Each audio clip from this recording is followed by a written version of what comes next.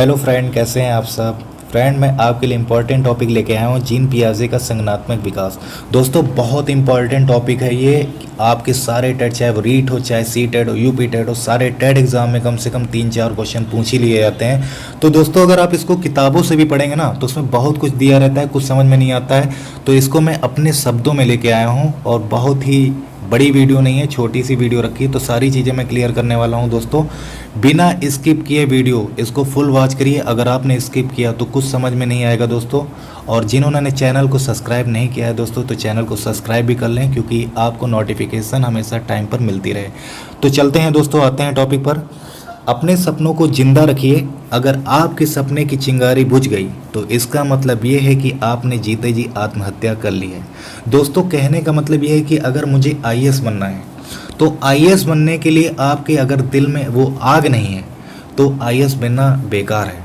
जब तक कि आपके दिल में आग है, जुनून है, कॉन्फिडेंस है, तो आपका तो सपना 100% सक्सेस है।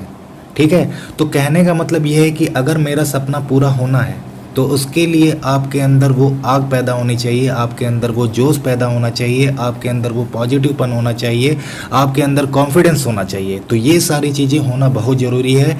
फिर आपको दुनिया का कोई नहीं रोक सकता। इंसान ज़रूर पूरा होगा आपका सपना। दोस्तों, शुरू करते हैं दोस्तों। संज्ञानात्मक विकास, जीन पियाजे का संज्ञानात्मक विकास, जिसको दोस्तों इंग्लिश में कॉग्निटिव डेवलपमेंट कहते हैं। देखिए, होता क्या है, इस विकास को जीन पियाजे ने प्रतिपादित किया था। जीन पियाजे स्विट्जरलैंड के वैज्ञानिक थे। इन्होंने अपने अवधारणा संज्ञानात्मक विकास पर भी है। देखिए दोस्तों, बात करूंगा मैं, इस विकास को जीन पियाजे ने प्रतिपादित किया। जीन पियाजे जी का जन्म 1896 में हुआ था और ये जो है स्विट्जरलैंड के वैज्ञानिक थे। और इन्होंने दोस्तों बच्चे पर प्रयोग किया, और बच्चे में प्रयोग जब किया तो उन्होंने देखा कि उनकी अवस्थाओं में जो परिवर्तन हो रहा है, इस चीज़ को उन्होंने खोजा, जिसको संज्ञानात्मक विकास को जो है उन्होंने अवस्था का सिद्धांत भी कहा। ठीक है। तो इसको हम लोग अवस्था का सिद्धांत भी कहते हैं। ठीक है। एक क्वेश्चन आया था डीएसएसबी में, पूछा गया था कि जीन पियाजे जो हैं कहाँ के वैज्ञानिक थे, तो आप बता सकते हो स्विट्जरलैंड। ठीक है। तो ये चीज़ हुई क्लियर। आगे आते हैं। संज्ञानात्मक विकास के प्रत्यय मतलब कॉन्सेप्ट क्या है। देखिए, पहला है अनुकूलन मतलब एडॉप्टेशन। अनुकूलन को क्या कहते हैं? एडॉप्टेशन कहते हैं। वातावरण के अनुसार अपने आप को ढालना अनुकूलन कहलाता है। अनुकूलन की 2 प्रक्रिया होती हैं। देखिए, समझिएगा इसको आसानी से। वातावरण के अनुसार जब बच्चा खुद को ढाल लेता है, अपने तरीके से ढाल लेता है, तो वो जो होता है अनुकूलन कहलाता है, मतलब एडॉप्टेशन कहलाता है। अनुकूलन की 2 प्रक्रिया क्या होती हैं वो भी हम आपको बताने वाले हैं। पहला है आत्मसातकरण, जिसको हम लोग एसिमिलेशन कहते हैं। देखिए, एसिमिलेशन होता क्या है? पूर्व ज्ञान को नए ज्ञान से जोड़ना एसिमिलेशन कहलाता है। मतलब पुराना ज्ञान जो है उसको नए ज्ञान में जोड़ना एसिमिलेशन कहलाता है। ठीक है। इसको हम लोग एग्जाम्पल से समझाते हैं आपको, देखिएगा, तब आपको अच्छे से समझ में आने वाला है। देखिए, एग्जाम्पल में देखिए, यहाँ पर 2 डॉग हैं। ठीक है। ये देखिए वाइट वाला। ठीक है। जब एक बच्चे को वाइट वाला डॉग दिखाया जाता है तो वो देखता है कि ये देखो वाइट कलर का है, डॉग है, इसके 4 लेग हैं, पैर हैं। ठीक है। तो वो समझ जाता है कि हाँ, इसके जो 4 पैर होते हैं, वाइट कलर का होता है, वो डॉग होता है। ठीक है।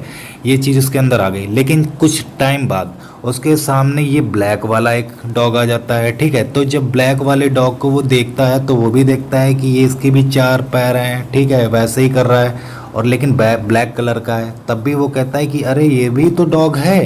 तो कहने का मतलब ये हुआ दोस्तों कि पूर्व ज्ञान को नए ज्ञान, देखिए, पूर्व ज्ञान को नए ज्ञान से जोड़ना एसिमिलेशन कहलाता है। ठीक है। तो ये चीज़ हुई क्लियर। आगे आते हैं। समायोजन। समायोजन का मतलब होता है एकोमोडेशन। ठीक है। ये चीज़ समझिएगा। पूर्व ज्ञान को योजना में परिवर्तन करके, देखिए, पूर्व ज्ञान हम लोग क्या पढ़ रहे थे वहाँ पर, एसिमिलेशन में क्या पढ़ा था? डॉग, है ना। मतलब वाइट कलर का होता है, 4 पैर होते हैं, तो वो क्या होता है? डॉग होता है। ठीक है। ब्लैक कलर का होता है, वो भी डॉग होता है, 4 पैर होते हैं। ठीक है। तो वो हो गया पूर्व ज्ञान। तो पूर्व ज्ञान या योजना में परिवर्तन करके वातावरण के साथ तालमेल बिठाना समायोजन कहलाता है। देखिए, इसको कैसे समझेंगे, ये देखिए। देखिए, पूर्व ज्ञान में बच्चे को पता था कि जिसके 4 पैर होते हैं, ब्लैक कलर या वाइट कलर का होता है, वो होता है, क्या होता है, डॉग होता है, ठीक है। लेकिन यहाँ पर देखिए, जब पूर्व ज्ञान को योजना में परिवर्तन करा, भाई जब चेंजेस आई, वातावरण के अनुसार जो है तालमेल बैठाया, ठीक है, तब उसके सामने देखिए ये कैट है, तो जब कैट को उसने देखा उसके भी 4 पैर हैं, ठीक है, 4 पैर हैं, वैसे भी वो भी वाइट दिख रही, लेकिन जो चेंजेस क्या है कि कैट की जो बनावट है और डॉग की बनावट थी वो अलग है, ठीक है, दोनों की बनावट अलग है और दोनों की आवाज़ अलग है।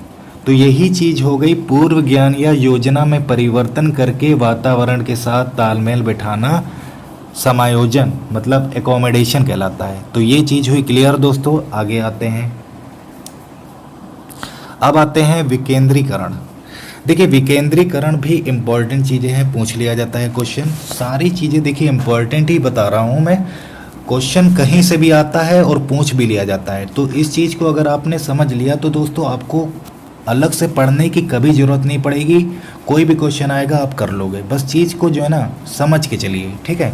देखिए विकेंद्रीकरण क्या होता है, एक ही समस्या को अलग अलग रूप से समझ पाने की योग्यता या समस्या समाधान को अलग अलग तरीके से सीखना विकेंद्रीकरण कहलाता है। देखिए इसको मैं एग्जाम्पल देता हूँ बहुत अच्छा। देखिए एक टीचर पढ़ा रहा है, ठीक है, टीचर जब पढ़ा रहा है तो वो कह रहा है कि भाई मैं पढ़ा रहा हूँ प्रॉफिट लॉस। तो दोस्तों ये बताओ कि मूलधन दिया है, दर दिया है, समय हमें निकालना है, तो और एसआई भी दिया है, ठीक है।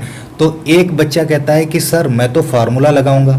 फार्मूला कौन सा लगाएगा भाई, फार्मूला लगाएगा एसआई बराबर P into R into T upon 100, ठीक है। तो कह रहा है कि सर मैं समय को जो है फार्मूले से लगा सकता हूँ।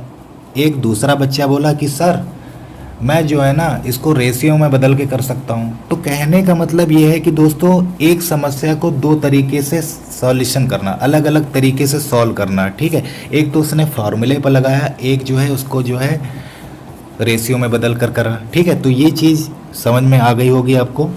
आगे आते हैं, साम्य धारण संतुलन, इसको क्या कहते हैं, इक्विलिब्रेशन, ठीक है। इसके द्वारा जो है बालक आत्मसातकरण और समायोजन की प्रक्रियाओं के बीच संतुलन कायम करता है, ठीक है। क्या करता है, आत्मसातकरण मतलब एसिमिलेशन और एकोमोडेशन। एसिमिलेशन आपने पढ़ा था, आत्मसातकरण और समायोजन एकोमोडेशन, इन दोनों के बीच जो है ना सामंजस्य मतलब कायम होता है, इन दोनों के बीच इक्वली होता है, ठीक है, बराबर होता है। तो वहाँ पर उसको जो है इक्विलिब्रेशन कहते हैं, ठीक है। तो ये चीज़ हुई क्लियर। आगे आते हैं, संज्ञानात्मक विकास की अवस्थाएं। दोस्तों ये यहाँ से बहुत इम्पोर्टेंट अब आने वाला है, तो इसको समझ के चलिएगा दोस्तों। देखिए पहली है संवेदी पेशी अवस्था, जिसको इंग्लिश में सेंसरी मोटर स्टेज कहते हैं। ये अवस्था जो है दोस्तों जन्म से 2 वर्ष, ठीक है, जन्म से 2 वर्ष होती है। देखिए हिंदी में याद ना रखें क्योंकि हिंदी में तो चेंज भी कर देते हैं, लेकिन इंग्लिश का याद रखिएगा, ये कभी चेंज नहीं होता है। सेंसरी मोटर स्टेज जो कि जन्म से 2 वर्ष तक की चलती है, ठीक है। देखिए इस अवस्था में बच्चा अपने ज्ञानेंद्रियों कान आँख नाक के माध्यम से सीखता है। इसमें देखिए इसमें बच्चा जो होता है ना क्या करता है कि इसमें बच्चा जो है अपनी आँख नाक कान मतलब देखिए 5 सेंस ऑर्गन्स होते हैं, ठीक है। जैसे आपको पता है कि आँख होता है, नाक होता है, ठीक है, कान होते हैं, जीभ होती है, त्वचा होती है, इसके माध्यम से वो सीखता है, ठीक है। अपनी ज्ञानेंद्रियों के माध्यम से बच्चा जो है सीखता है, ठीक है। अब देखिए यहाँ पर बच्चों में वस्तु स्थायित्व ऑब्जेक्ट परफॉर्मेंस का गुण आ जाता है, ठीक है। देखिए परफॉर्मेंस क्या होता है, देखिए परफॉर्मेंस का मतलब होता है कि जो चीज़ को हम लोग छिपाते हैं और वो बच्चा ढूंढ लेता है, तो इस चीज़ को परफॉर्मेंस कहते हैं। जैसे ये क्वेश्चन जो है यूपी टेट में पूछा भी गया था कि किस अवस्था में बच्चा वस्तु स्थायित्व करना मतलब वस्तु स्थायित्व करता है, ठीक है। तो वो चीज़ होती है अवस्था संवेदी पेशी मतलब सेंसरी मोटर स्टेज, ठीक है। देखिए इसको एग्जाम्पल से समझिए। जब आप बच्चे को खिलौना दिखाते हैं, ठीक है, जब खिलौना बच्चा देख रहा होता है फिर आप उसको क्या करेंगे, थोड़ी देर बाद जो है उसको तकिए के नीचे छिपा देंगे, तो बच्चा क्या करता है, तकिए के पास जाएगा और जो है उसको ढूंढ निकालता है, ठीक है। तो इस चीज़ को कहते हैं वस्तु स्थायित्व करना, ठीक है। परफॉर्मेंस का मतलब है ढूंढना, ठीक है। तो ये सारी चीज़ें हुई क्लियर। आगे आते हैं। देखिए दूसरी अवस्था है पूर्व सक्रियात्मक अवस्था, जिसको प्री ऑपरेशनल स्टेज। ये क्या होती है? देखिए पूर्व सक्रियात्मक जो अवस्था है वो 2 से 7 वर्ष, ठीक है, 2 से 7 वर्ष चलती है। इसमें क्या होता है, यह क्रिया करने से पहले की अवस्था है। इसमें बालक सामने वाली आने वाली चीज़ों को देख पाएगा, समझ पाएगा, पर क्रिया नहीं कर पाएगा। मतलब बच्चा जो है ना अपने ऑर्गन्स के थ्रू उसको सुन सकता है, ठीक है, देख सकता है, लेकिन मोमेंट नहीं कर सकता है, ठीक है। तो ये चीज़ याद रखिएगा। और इसमें देखिए मैं आगे एक्सप्लेन करने वाला हूँ आपको। देखिए पूर्व सक्रियात्मक अवस्था के अंदर मैंने जो है ना कुछ इंक्लूड करके रखा है, जो यहाँ से क्वेश्चन बहुत पूछा जाता है। जैसे मैं बात करूँ तो जीववाद, एनिमिज्म, ठीक है। ये होता क्या है? देखिए जब बालक सजीव और निर्जीव वस्तुओं में अंतर नहीं कर पाता तो वो जो होता है जीववाद, मतलब पूर्व सक्रियात्मक अवस्था में आता है, ठीक है। जीववाद जो है पूर्व सक्रियात्मक मतलब प्री ऑपरेशनल स्टेज में आता है 2 से 7 वर्ष की उम्र में, ठीक है। देखिए सजीव और निर्जीव वस्तुओं में अंतर नहीं कर पाता, इसको समझिए।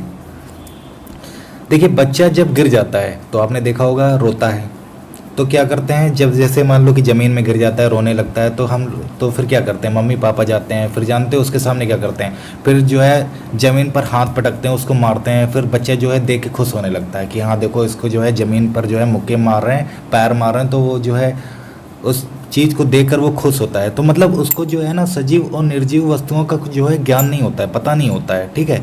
ये चीज़ याद रखिएगा, ठीक है। आगे आते हैं अहम केंद्रिता। अहम केंद्रिता क्या होता है? जब बच्चा यह सोचना शुरू कर देता है कि जो यह कर रहा है वह सब ठीक है। मतलब देखिए बच्चा जो है ना जो करता है और जो कर रहा है वो सब ठीक है, मतलब उसके अंदर अहम पैदा हो गया है। जैसे मैं एग्जांपल बताता हूँ, जैसे आप लोग पार्टी में जाते हो, ठीक है। जब पार्टी में जाते हो तो सारी पब्लिक जब जो है ना आपकी तरफ देखने लगती है तो आपको लगता है सारी पब्लिक जो है मेरे को नोटिस कर रही है, तो वहाँ पर क्या होता है कि आपके अंदर अहम आ जाता है, ठीक है, मतलब हम ही को नोटिस कर रहा है। लेकिन ऐसा नहीं होता है कि आप ही को सब लोग जो है देख रहे होते हैं, ठीक है। लेकिन हमारे अंदर जो कॉन्सेप्ट होता है वो चीज़ हम बता रहे हैं, ठीक है। तो ये चीज़ हुई क्लियर, अहम केंद्रिता इसको कहते हैं, ठीक है, जो कि पूर्व सक्रियात्मक अवस्था में आती है, ठीक है। आगे आते हैं। देखिए आप पलटावी क्या होता है? इस अवस्था में बच्चों को संख्याओं, वस्तुओं, समस्या आदि को उलटना पलटना नहीं सीखता, ठीक है। इस अवस्था में अपलटावी भी जो है पूर्व सक्रियात्मक अवस्था ही में आती है। इस अवस्था में बच्चों को जो है ना संख्याओं को पलटना और समस्याओं को समझना ये सब नहीं आता है। जैसे मैं बात करूं कि बच्चे को अगर मैंने पढ़ाया कि 2 + 4 बेटा जो है 6 होता है, ठीक है, और मैं जब ये जान जाएगा कि 2 + 4 को जब ऐड करेंगे तो 6 होता है, अगर मैं उसको दे दूं कि 4 + 2 तब वो चीज़ वो नहीं कर पाएगा, ठीक है, उसमें समय लगाएगा। तो ये चीज़ अपलटावी हो गई, ठीक है। तो उसको मतलब जो है ना पलटने का जो है ज्ञान नहीं है। और इसमें चीज़ देख लीजिए कि मुद्रा संप्रत्यय, दूरी, भार, ऊंचाई आदि के संप्रत्यय की कमी। इसमें इसका मतलब क्या होता है? जैसे मुद्रा संप्रत्यय, दूरी, भार, इसका जो है बिल्कुल नॉलेज नहीं होता है। जैसे बच्चे को आप जो है ना एक हाथ में 10 के सिक्के 10 दे दो, ठीक है, 10 रुपए वाले सिक्के 10 सिक्के दे दो आप, और एक हाथ में 500 की नोट पकड़ा दीजिए, ठीक है, तो वो क्या करेगा 500 की नोट को जो है ना फेंक देगा और जो सिक्के हैं उनको रख लेगा। तो इसका मतलब जो है ना इसकी कमी है। मुद्रा संप्रत्यय, ये सब दूरी, भार जो है ना संप्रत्यय की कमी होती है, उसको पता नहीं होता है, उसको ये नहीं पता है कि 500 ज़्यादा हैं कि सिक्के ज़्यादा हैं, ठीक है। तो ये सारी चीज़ें याद रखिएगा। आगे आते हैं। अब आते हैं मूर्त सक्रियात्मक अवस्था, कंक्रीट ऑपरेशनल, 7 से 11 वर्ष, ठीक है। इस अवस्था में बालक सामने रखी हुई वस्तुओं को देखकर ही कुछ कर सकता है, ठीक है। इस अवस्था में क्या करता है बच्चा? सामने देखकर, मतलब अपने ऑर्गन्स के थ्रू कर सकता है, मोमेंट कर सकता है, ठीक है। और ये अवस्था जो होती है दोस्तों तर्क पर आधारित होती है, मतलब तर्क पर होती है, मूर्त चिंतन, जिसको गणितीय अवस्था का विकास कहते हैं, ठीक है। इस अवस्था में जो है ना उसके अंदर रीजनिंग वगैरह जैसे क्वेश्चन करने की ये सारी चीज़ें स्टार्ट हो जाती हैं, ठीक है। आप पलटावी, जीववाद, मुद्रा भार, संप्रत्यय का गुणा जाता है। तो उसका मतलब जो है ना अपलटावी, जैसे मैं बात कर रहा था उसमें क्या कहता हूँ पूर्व सक्रियात्मक में, तो वहाँ पर पूर्व सक्रियात्मक जो है पलटावी जीववाद मुद्राभार संप्रत्यय का नॉलेज बिल्कुल नहीं था। लेकिन यहाँ पर मूर्त संक्रियात्मक अवस्था जो कि 7 से 11 वर्ष होती है, यहाँ पर इसको जो है ना पैसे ऐसे सारी चीज़ें जो होती है ना भार और संप्रत्यय, इसका जो है गुण उसको पता हो जाता है। ठीक है, तो ये चीज़ हुई क्लियर। आगे आते हैं, औपचारिक सक्रियात्मक अवस्था। देखिए बहुत इम्पॉर्टेंट ये सारी अवस्थाएं हैं, इनको समझ लीजिए। औपचारिक सक्रियात्मक अवस्था जिसको फॉर्मल ऑपरेशनल स्टेज, जो कि 11 से 15 वर्ष चलती है। ठीक है, क्या चलती है? 11 से 15 वर्ष। ठीक है, यह संज्ञान की सर्वोच्च अवस्था है। इनमें अमूर्त चिंतन प्रारंभ हो जाता है। जैसे पूछ लिया जाता है कि किस अवस्था में अमूर्त चिंतन प्रारंभ हो जाता है, तो आप बताएंगे औपचारिक सक्रियात्मक अवस्था, मतलब फॉर्मल ऑपरेशनल स्टेज। ठीक है, देखिए इसमें जो होता है ना औपचारिक में जो है ना बच्चा जो है स्मरण, मनन, निर्णय, जैसे डिसीजन की बात करूं, ठीक है, ये सब करने लगता है। ठीक है, और इसमें जो है ना प्रॉब्लम सॉल्विंग भी इसको जो है करने लगता है। ठीक है, तो ये सारी चीज़ें हैं, इन सब स्टेज में आता है। जैसे ऑपरेशनल स्टेज में जो है टेंशन, ये सब ना समस्या समाधान, प्रॉब्लम सॉल्विंग वगैरह। ठीक है, मनन, स्मरण, ये सब, डिसीजन, इन सब चीज़ों अवस्था में ये सब करने लगता है। ठीक है, तो ये सारी चीज़ें हुई क्लियर। ये दोस्तों मैंने सिर्फ थ्योरी आपके लिए शॉर्टकट में लाया था, जो एग्जाम्पल सहित मैंने आपको बताया है, और मेरे ख्याल से आपको बहुत मदद मिलेगी इस वीडियो में। बाकी मैं क्या कर रहा हूँ कि देखिए ये टॉपिक तो इम्पॉर्टेंट है ही, ठीक है, और इससे रिलेटेड जो क्वेश्चन आने के चांसेस हैं तो वो मैं सेकंड पार्ट में आपको दे रहा हूँ। ठीक है, तो उससे जो है आपको थ्योरी पढ़ के जो है वहाँ पर क्वेश्चन करेंगे तो आपको बहुत आसानी होगी, बहुत मदद मिलने वाली है। और दोस्तों यहीं पर ये जो है ख़त्म करता हूँ ये पार्ट, और वीडियो अच्छा लगे तो आप जो है लाइक कर सकते हैं दोस्तों। ज़्यादा से ज़्यादा दोस्तों आप जो है शेयर करें, सब्सक्राइब करें। धन्यवाद दोस्तों।